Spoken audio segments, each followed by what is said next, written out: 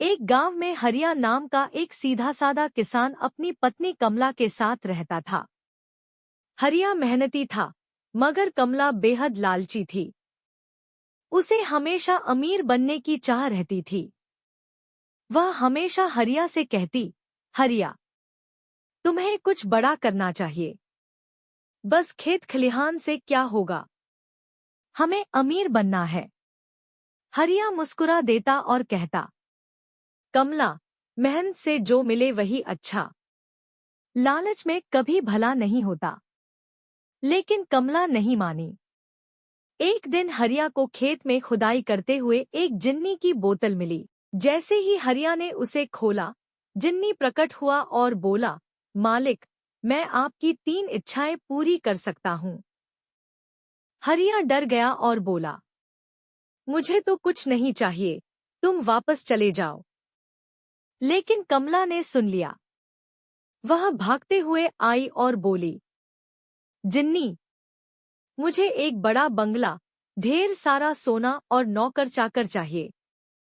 जिन्नी ने तीनों इच्छाएं पूरी कर दी। अचानक हरिया और कमला शहर में एक महल जैसे घर में रहने लगे। कमला हर समय सोने चांदी से लदी रहती और दूसरों को देख देख कर अपने गहने दिखाती। मगर अब कमला की लालच और बढ़ गई। उसने सोचा, अगर जिन्नी को फिर से बुलाया जाए तो मैं रानी बन जाऊंगी। वह दोबारा जिन्नी को बुलाती है और कहती है, मुझे पूरी दुनिया की सबसे अमीर औरत बनाओ। जिन्नी हंसता है और कहता है, मालिक, लालच का अंत विनाश है। लेकिन कमला नहीं मानी। जिन्नी ने उसकी इच्छा पूरी की, मगर अब लोग उसे चुराने, लूटने और मारने लगे। जो सुख कमला को मिला था, वह अब डर, तनाव और अकेलेपन में बदल गया।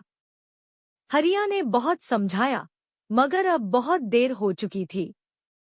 अंत में जिन्नी फिर प्रकट हुआ और बोला, तुम्हारी तीनों इच्छाएं पूरी हुई।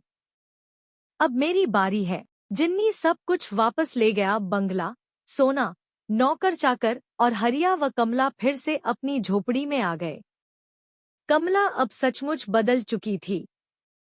उसने हरिया से कहा, तुम सही थे, लालच ने हमें धोखा दिया। अब मैं संतोष से जीना सीखूंगी। हरिया मुस्कुराया और बोला, अब हम सच में सुखी हैं।